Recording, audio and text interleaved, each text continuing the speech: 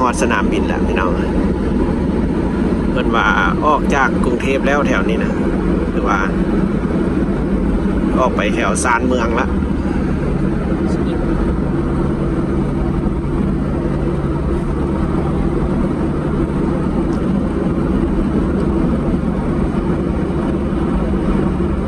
โอ้เนี่ยเป็นยนต์ซันโบแมนว่ามันซิโม่เด้อไก่เติมเด้อ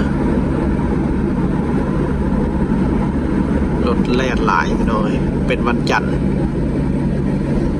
คนไปเวียกไปการหลายเวียกเห็นงาน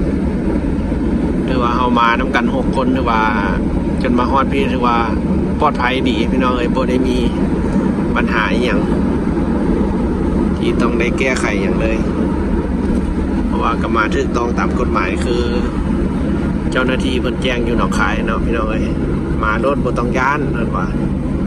เป็นอย่างไรเฮาช่วยกันได้เพิ่นว่าอันเฮามาถูกต้องตามกฎหมายแล้วบ่ต้องขึ้นหยังว่าซั่นเข้าออกเมืองไทยได้สบายพี่น้องลาวเฮาก็มาตามเพิ่นพี่น้องเอ้ยฮู้แดบ่ฮู้แดแบบเพิ่นช่วยแดจะเดินทางกันมาฮอดพี่ละจะสิฮอดสนามบินละเมื่อฮอดสนามบินเฮาขึ้นเครื่องแล้วก็สิครับคลิปไปเบิ่งอีกพี่น้องเอ้ยว่าบรรยากาศหรือว่าเป็นจังไดอยู่บนนะพี่น้องเอ้ยฟ้าอากาศหนาวบ่ร้อนอยู่บนรัสเซียนะมันสิเป็นจังไดแล้วก็ไปฮอดพุ่นแล้วเฮาสิถ่ายเบิ่งอีกวันนึงการใช้ชีวิตของพวกเขาอยู่บนพี่น้องหรือว่าคลิปนี้เขาก็อนุญาตเพิ่นถ่ายได้ในรถนี่พี่น้องเอ้ยเพิ่นก็ให้ถ่ายบ่เป็นหยังเราก็สิถ่ายไปจนฮอดสนามบินพุ่นละพี่น้องเอ้ยเบิ่งไปนำทางสิล่ะหลายคนก็ดีใจยิ้มแย้มบ่สิได้ขึ้นเครื่องสิได้ไปเฮ็ดเวียกเฮ็ดการละ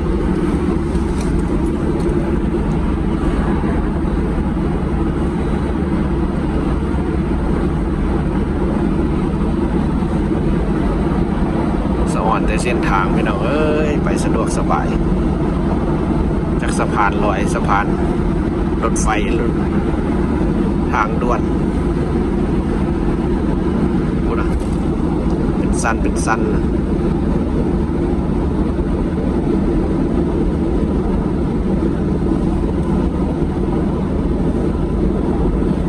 พากันหิวข้าวนะอยู่แล้วเนาะหมดมือเนาะไปจะค่อยไปล้างหน้าล้างตาปล่อยแต่แจ้งแล้วก็มาแล้วออกมาแล้วก็ต่อแท็กซี่มาเลยยังมาได้เอ็นอย่างญาติบ่ทันเที่ยวไปเช็คอินป่าไว้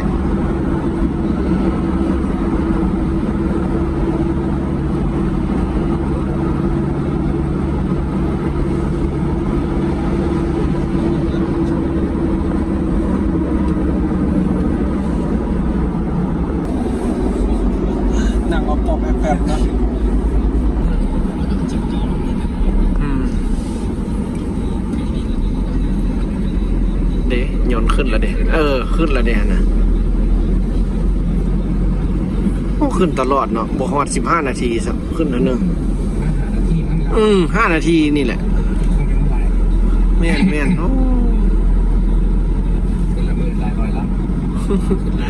แม่นโอ้หลายกายร้อยนี่จะไปประเทศใดตัวประเทศใดอาซีอาซีเฮาละแม่นโนเมืองไทยนี่นะเป็นสุดยอดมาเมืองไทยทีเดียวไปได้ไปได้ทั่วโลกแท้ๆเข้าเมืองไทยนี่ประเทศใดก็มีหมด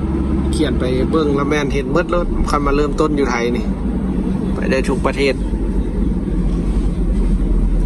แต่ถ้าเป็นคนไทยไปประเทศอื่นนี่ต้องได้ใช้วีซ่าบ่ก็แล้วแต่ประเทศเขาที่ให้เขาใช้วีซ่าบ่คือไปจีนนี่มันบ่ได้ใช้แล้วบ่มันขึ้นอยู่กับว่าแต่ละประเทศเขาตกลงกันแนวไหนว่าคนไทยสามารถมาเที่ยวได้โดยไม่ต้องมีวีซ่าเป็นบางประเทศเป็นบางประเทศได้ใช้ในไทยนี่พาสปอร์ตไทยนี่ไปได้หลายเลย100 ปลายประเทศขึ้นกับของเฮานี่มันบ่มีอยู่ในขึ้นกับอันผู้ใหญ่เพิ่นตกลงกันเนาะขึ้นอยู่กับรัฐบาลเพิ่นตกลงดิหมดสิฮอด5 นาทียังขึ้นอีกเลยนำก้นกันเลยเครื่องบินโอ้ตัวนี้ยนต์ไทยเด้นี่น่ะ นต์ไทยได้ตัวนี้ชื่ออันปลายหางเป็นสีชมพู เป็นไทยแอร์เวย์ สายการบินไทยแอร์เวย์ บินไปทางนี้นะไปจีนบ่ไปใช่โอ้สะพานอันนี้คัก ใหญ่มากเนาะน้อยอ่ะ ยนต์บ่ใหญ่ปานไหนคันเป็นอันนั้นยนต์ใหญ่จะได้300-400 6 แถวนั่ง มาสุดแล้วนี่แห้งแปดแล้วปากกระซี่ ต่าง4คอก2 2 2 ครอบครัวอีก เป็น4เป็น8แท้ยนต์แท้ยนต์ว่าเนี่ยเอาสีฮอดแล้วฮอดสนามบินแล้ว อยู่กลางคืนทำหมดมันจิ้มจิ้ม โอ้โค้งอีไรสุคุณ ตั้งนี่ใช่ดีจิ้มมันตั้งใช่จิ้มมันจิ้มจ่อยังไงครับแล้วก็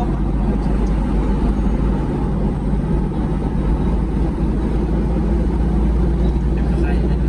ใช่จิ้ม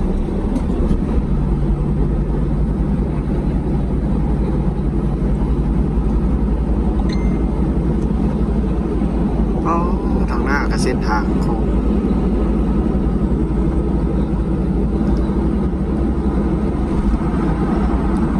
เจริญทางเศรษฐกิจเนาะเมืองไทยนะเจริญทางค่าเงินก็ดี ตกมาปีนี้2 ปี 3 ปีมาในเศรษฐกิจตกพอดี ตุกวันนี้พอดีวันนี้อ๋อ นักท่องเที่ยวหายไปหลาย อุ้ย ต้องทุกคนอยู่หน้าด้านเลยคน โอ้ มาแท็ก โอ้ว้าวได้ครับแม่นเนาะเจ้าเป็นผู้ใส่ใน โอ้ นักท่องเที่ยวหลายก็เห็นจากหูเลยนะมาสถานรถไฟนี่นักท่องเที่ยวหลายหน่อยจุกหูเลย โอ้ เดี๋ยวนี้พวกไม่มีนักท่องเที่ยวมันมีคนไทยสลายคนไทยเขาจะเดินทางไปบ้านมากกับกรุงเทพมาเห็นเด็ก สลายก็เห็นไปเที่ยวลาวคุณเพิ่นก็ไปลาวได้เห็นมารถไฟหลายคนไปลาว ฝรั่งหายตอนนี้ฝรั่งมาเมืองไทย จักไปใส่ เพราะว่ายังกับพอรู้เหมือนกัน ว่าแต่เศรษฐกิจก็ดีแล้วก็การไปมาขนส่งก็ดีแบบนี้น่าจะบ่แต่แนวใดเมืองไทยก็ยังหลายก็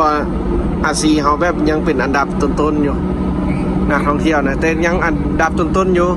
นักท่องเที่ยวถึงสิมาน้อยก็สถิติก็ถือว่ายังสูงกว่าหมู่คือเมืองลาวเพิ่นก็มักไปอยู่แต่หักการบริการมันยังบ่ได้มันการเดินทางยังบ่สะดวกสบายคือบ่คือเมืองไทยพี่เมืองไทยสิเราโอ้ขึ้นแท็กซี่บ่ขึ้นอย่างก็ไปไว้ว่องไว้มันทางก็สะดวกสบายร้านอาหารเซเว่นก็เต็มทำสิเลือกซื้อเลือกกินโอ้แถวนี้นึกว่ามันโฆษณามีแต่ดาราเนาะ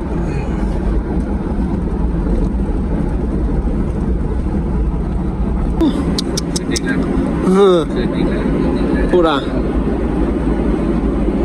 จากไปใส่ต่อไปใส่บินประเทศเนาะสนามบินประเทศอันนี้แมนอันนี้นะคักใครบ่เคยเห็นยนต์แล้วมาเบิ่งยนต์อยู่นี่ตัวใหญ่อยู่นี่พูดตัวใหญ่มาสนามบินแล้วเข้าแล้วเด้อพี่น้อยเพิ่นก็มาส่งฮอตที่ฮอตทางพระองค์ที่10รัชกาลที่10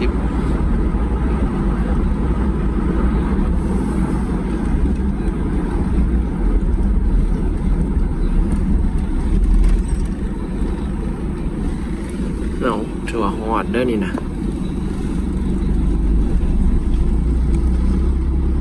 มาฮอตจอดถึงเก็บไปเช็คอินกัน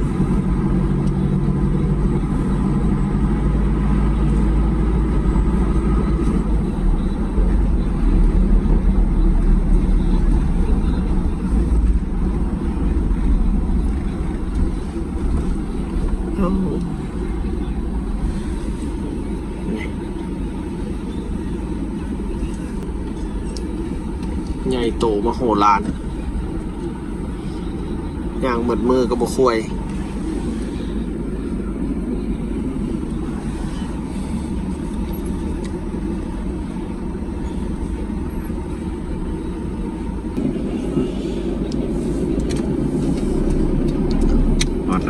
ละสุวรรณภูมิเสียแต่ไม่ได้ไปเที่ยวใส่ไก่ไว้โอกาสหน้าจะสิมาใหม่ตั้งใจมาเที่ยวโดยเฉพาะอันนี้มันมาอาศัยการเดินทางเพื่อจะไปอีกประเทศหนึ่งเดี๋ยวไปละ ไกลเลยเสียมันอย่าง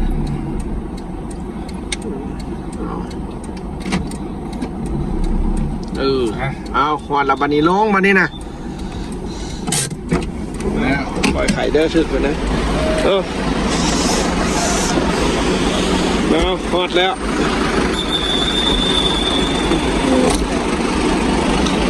เป็นจะไหนบูเฮียรถที่อยู่หลังนะ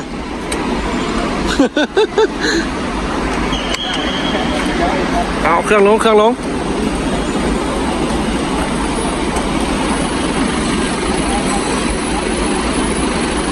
เตรียมเครื่องลงเอาลงมัดหันให้เกาลงเอาลงน้ำกัน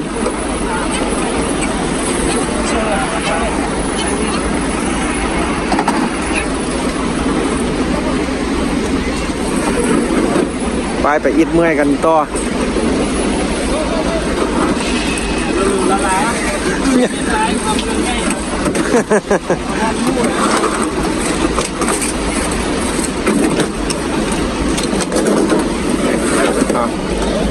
เอาโอเคขอบคุณหลายๆ โอ้ยโชคดีเด้อ โดยโชคดี